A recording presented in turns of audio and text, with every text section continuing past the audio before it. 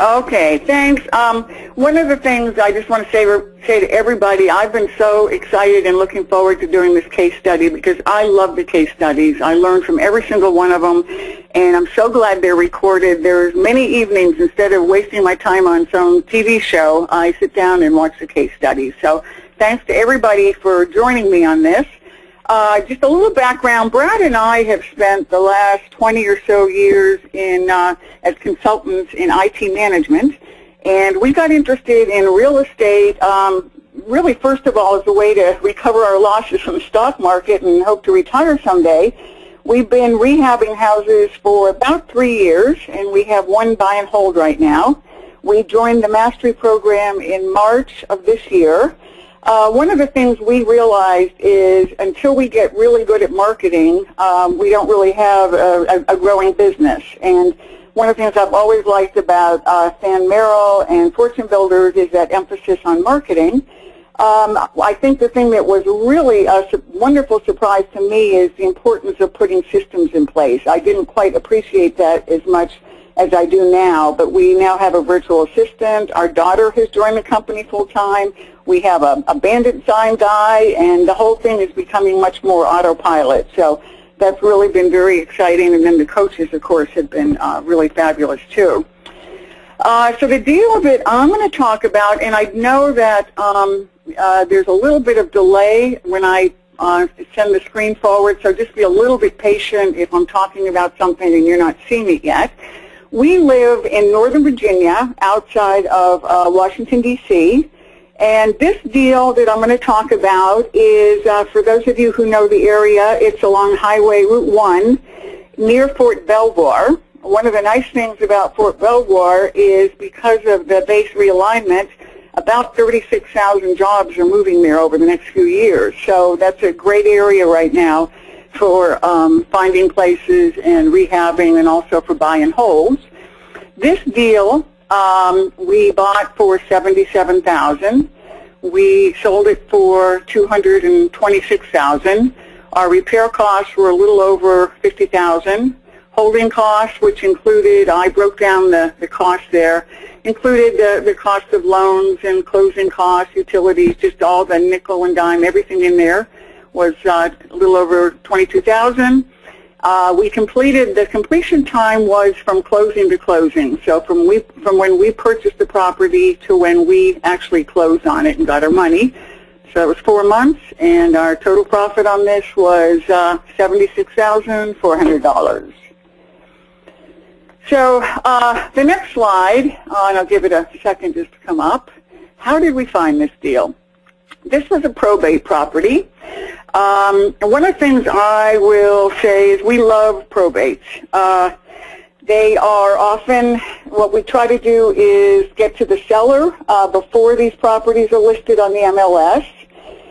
Most sellers will list on the MLS, but if you can get them first, very often you can get a great deal. We have found that in general they don't seem to have the emotional attachment, the heirs, the executors of the will to the price of the house. Often they're burdened by having it, especially as you'll see with this property, if it needs work, if it's cluttered.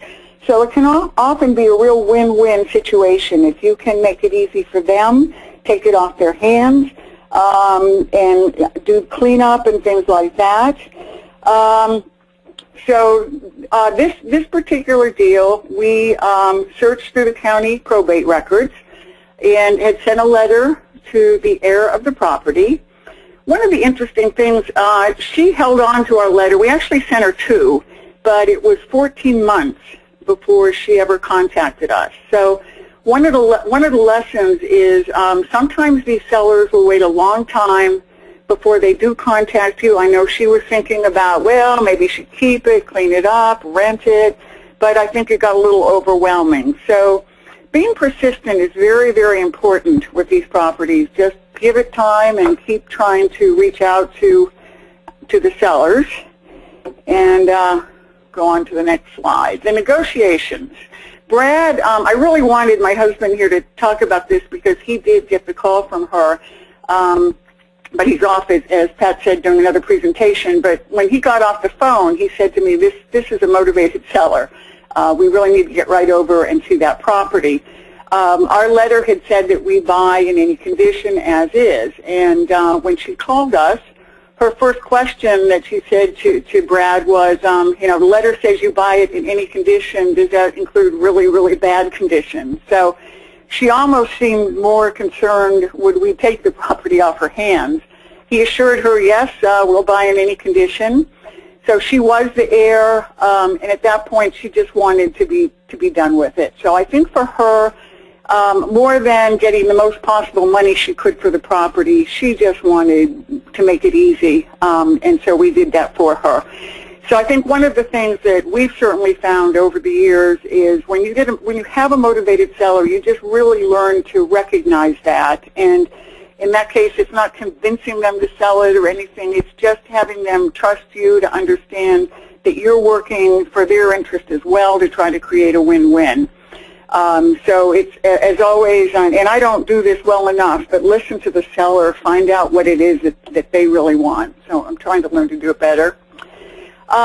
In terms of negotiations, one of the things, the first bullet, hopefully that's come up on your screen by now, and it just says, before we purchased the house, we ran detailed comps, so we knew what it would sell for, what was its after repair value. And that probably sounds like, well, of course you would. Why wouldn't you? That is such a key point, and the very first thing that I did when we got into this real estate business was to get my real estate license so that I would have access to the multiple listing service. I really wanted to run my own comps if it was going to be our money or a lender that we're investing on their behalf. I really wanted to make sure I knew what the property would sell for. And I know I do hear discussions at a lot of meetings sometimes, what are the pros and cons of getting your license? I really don't see many cons. I think it's a very important thing to do. And then we also estimated our repairs. We have been fortunate enough, we have a great general contractor. He's now done 7 or 8 houses for us. He's given us the formulas he uses, so he has, if he's going to renovate a full bath, we know what that is, what a half bath is, a kitchen of a certain size.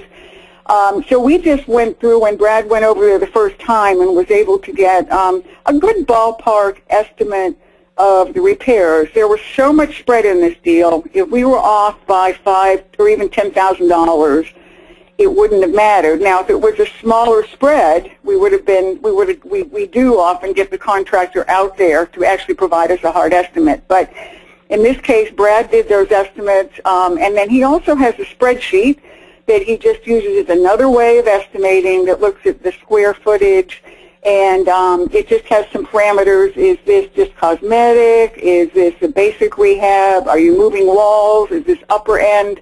These are really calibrated to our area, and that's also been very useful.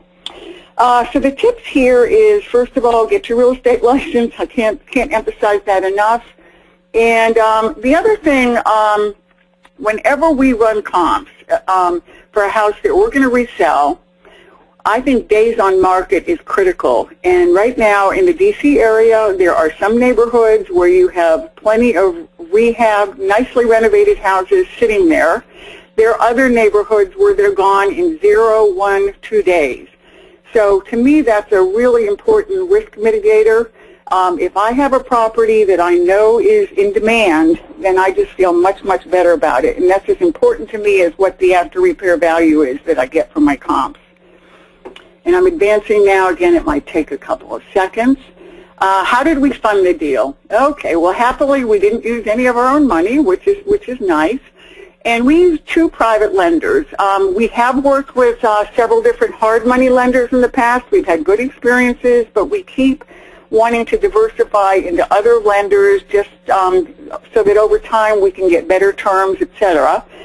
The first lien was for $80,000, and that's basically what we used to purchase the property. Remember, that was $77,000. This was a neighbor, and we wanted to, he was a little, I'd say, happy to do it, maybe a little nervous. We wanted to make it worth his while financially, so we paid him 4 points, 12%. And then we also had a second lien from someone else who used $50,000 from their self-directed IRA. So that IRA was earning a nice secured, again, it had the second position on the title, nice 12%. One of the other things I wanted to say as a tip, we now take before and after photos of all our rehabs. We even take videos at various parts of the process. It is a wonderful thing to be able to show private lenders or potential private lenders because it makes the whole process very, very concrete. And just recently, Brad was at a neighborhood meeting and got chatting with a few people who asked, well, what are you doing these days? And he said, well, we're rehabbing real estate, and we also like to share the wealth with friends and neighbors and so on. And we had a neighbor who actually wanted to come over and hear more about what we were doing. So Brad and I sat down and showed him some before and after photos, and he said, well, I have $400,000 I took out of the stock market. I want to invest with you guys. So it can really just be a great tool to give credibility to what you're doing. So as you do your rehabs, get those photos. Okay, so we'll give this a few seconds. You can see what this property looked like. So assuming it's come up, or if it does in a minute, you'll see a picture right in the middle, shows a hallway with lots and lots of stuff. This was definitely the house of a hoarder. And everywhere that you walked in that house, we were walking on 2, 3, 4 layers of stuff. So you can see how this would not be an easy kind of property to list right away on the MLS. It wouldn't, a realtor probably wouldn't want it. It wouldn't even be safe to walk through. The picture on the left, the kitchen, and on the right, the bathroom, is after the clean out. So once we got rid of all the layers of stuff, you can see what we had. So the very first thing we did when we got this property was to hire a clean out crew. They specialize in that, and they've done that before, and that was just very, we really needed that, very, very essential. But one of the things I will say also about probate houses is sometimes you find some kind of nice things that are left there and the heirs don't want. This house had a very nice upright piano that's now sitting in our living room. So, that was nice. I will advance on to the next slide.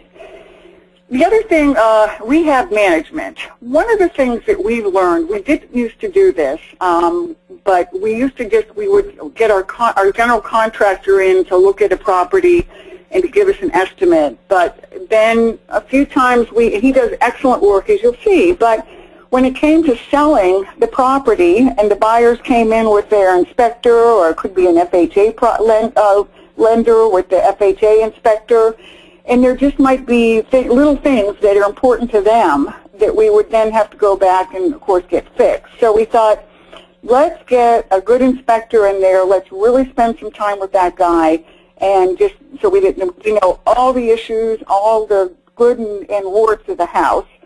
And so in my realty career, I've run across, I think, some good inspectors and not so good. So one that I really liked a lot, we now use with our homes, with our properties, and we just shadow him we spent 3 hours in this property, and we really looked everywhere.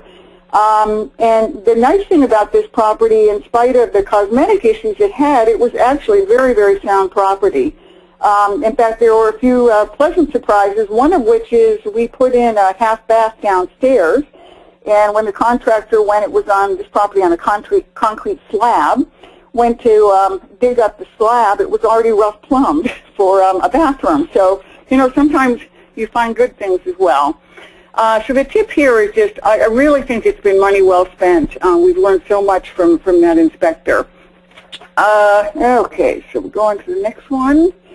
The rehab itself was extensive. We, I think, did everything but the roof and the siding. I mean, we did windows and flooring and added 2 half baths.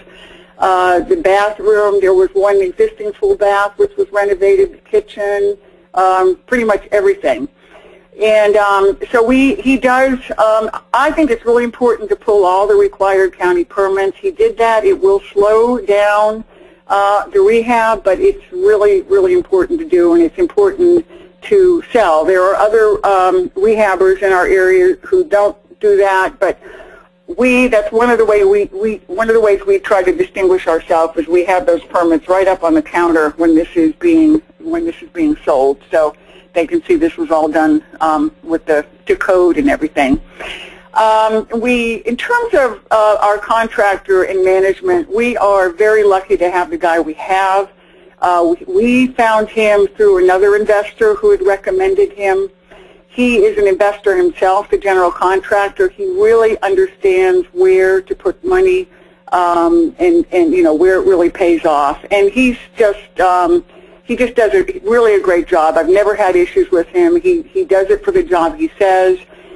He'll always come back and fix something and make it right through an inspection. So that has taken so many headaches away from us. So the tip here is when you find somebody good, treat them well. I always make sure he's paid right away. In fact, recently the current lender for a house we're doing was way out of town, and our contractor asked for a draw. I went and just pulled it out from our bank and then got reimbursed from our lender. I just thought it was that important to pay him quickly. I want him to always want to do our job. So now here come the pictures, and it might take again a few seconds to come up, but I hope you can see that. If you remember what this place looked like. And one of the things that this contractor is so good at is kitchens, and of course we've all heard that kitchens sell, and they do. So you just have to think this property, $229,000 is a very modest price property for the Washington, D.C. area. The average price, even now, I think is about $300,000. So these will appeal to a first-time home buyer, but they love the luxuries as much as anybody else does. So one thing this contractor did, I hope you can see my cursor here in the kitchen, is he actually opened it out more and put in a breakfast bar. So the kitchen was bigger. We generally do diagonal tile. It's just a nice little more custom look to it. He does backsplashes, custom backsplashes with little designs. We always go with granite. And I will say, when I go and one of the things I always do when you have your realtor's license, it's a great thing to do is go check out the competition. So go look at other renovated houses that you're going to be competing against. And when I see houses that, when I see properties where people have obviously done a nice job, put a lot of money in, but then they have laminate counter, I mean, I just don't quite understand that because at least with our contractor, it's only a few $100s more to do the granite. The granite's gotten cheaper. Laminate has a fair amount of labor with it, so we always go with granite, stainless steel. And another thing I wanted to point out is we do minimal staging, but we do stage, so we don't have furniture in here or anything like that. Brad and I went to Target a while back, and we just bought fake flowers and plants and welcome mat and just little knickknacks, the fruit and that kind of thing. We have it in a nice plastic organized box, so we just take it into a property, and then we can pick it up and move it out when we're done. But it's just to stage the kitchen and also the bathroom, so we have little soaps in here and everything. Just give someone the feeling they can really imagine this as a home. And this particular property, I actually had a neighbor do for me because I saw a home that I had found for them as a realtor that they rehabbed, and she did such a beautiful job staging. I said, look, I'll pay you to do this. Oh, no, I love doing it. So if your talent isn't decorating, get someone who is good at that and enjoys it, and take them out to dinner, or they may just do it because they think it's fun. But anyway, this is the floor we put in downstairs, the wood floor, new carpeting, etc. A lot of recessed lights. And now I will move on to the next one. How did we sell the deal? All right, listed it on the multiple listing service. I was the listing agent. And I already talked about staging. Hopefully your slides come up by now. This we received, this was actually a little more frenzied than I wanted in terms of offers, and it even surprised me. I put this on the market on a Sunday. I would rather do it on a Thursday in general, but I thought let's just get it on the market because I have found again, by looking at days on market, if I find neighborhoods where properties that are renovated go quickly, I have found there's always one or two agents who are just looking there with a buyer in mind, and they will get over in the first few hours and put in an offer. So we had 2 offers in the first day, and then we had 4 more over the next couple of days, so that we had 6 total. They were all more than our asking price. And, you know, it might sound great, let's let this bid up forever, but these are all FHA or VA buyers, and, you know, they need, with their lenders, the house has to appraise. So it makes no sense to have it go up to the sky, because if it doesn't appraise, then the person might not be able to buy it unless, you know, they're a cash buyer or something. But with these first-time home buyers, they're not, believe me. So one of the things I also wanted to say as a tip that I always do is put together a little package for the appraiser, and I leave it right in the kitchen with big letters on an envelope for the appraiser. And what I do is I just list out all the improvements we made, approximately how much we spent. So on this I'd say, and we spent over $50,000 to renovate it. I include comps.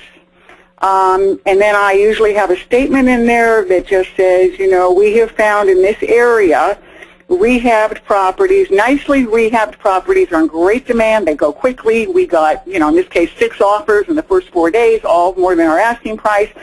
So I'm just doing that. I'm doing that appraiser's work for them. And so far, I have never run into a problem with an appraiser. And I just think that package really, really helps. So let's see, I've already mentioned we cater to the first-time home buyer, and they do love the extra luxury items. I just think, you know, they just fall in love with the place. Okay, so here's a tip, and this is a matter of opinion. I know some rehabbers who like to start showing the property when they're rehabbing it, and they feel they can tell potential buyers, look, you can choose the granite or this or that fixture. I don't do that. I have really, it's my opinion that your property is going to be the most valuable the first day it goes on the market. And a really good piece of advice I got from another investor early on was you want to price this property to generate excitement. If you price it right, you might even be able to get a bidding war going. Because I said to him, well, wait, I'd feel really bad if my property sold like in 4 days and I'd feel like I could have gotten more money. He said, no, it's worth the most as soon as it goes on the market. So we have it professionally cleaned. Brad and I go over there, we check out everything, we just make sure it looks perfect. And then it goes in the MLS, and we've just had very good luck with that strategy. So I think I said everything I wanted to, and I'll just open it up for questions, and thank you for listening.